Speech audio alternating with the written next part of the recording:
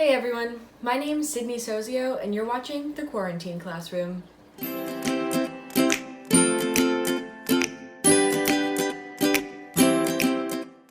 On today's episode, we're going to be talking about Meselson and Stahl's DNA replication experiment. After Watson and Crick's experiment that made the double helix model popular, Meselson and Stahl wanted to prove that the method of DNA replication was semiconservative instead of conservative or dispersive.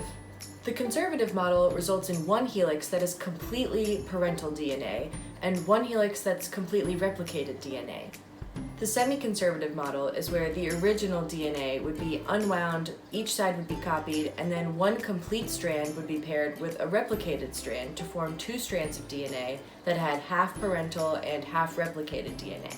Lastly, the dispersive model has each strand of the new double helix containing pieces of the original DNA strand and the replicated strand, kind of like a big jumble of DNA fragments.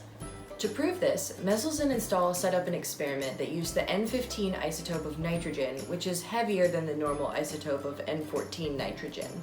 These two grew E. coli because it replicates quickly in a media with the heavy N15 nitrogen so that all of the heavy nitrogen isotopes were incorporated into the E. coli's DNA. Then they used a centrifuge to separate the DNA by weight, and initially all of the DNA was heavy and sunk to the bottom. Then they moved the E. coli with the heavy DNA into a new media with the lighter nitrogen isotope. After one generation, they used a centrifuge again, and all of the DNA was in the middle. This disproved the conservative model because had it been correct, all of the DNA would be either heavy or light, not in the middle. After a second generation, all of the DNA was either the same weight it was before or lighter.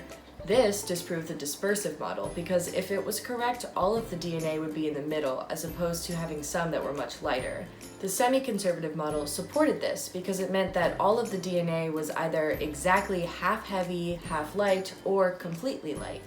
After this experiment, they published their work, and the semiconservative model was accepted as the correct form of DNA replication.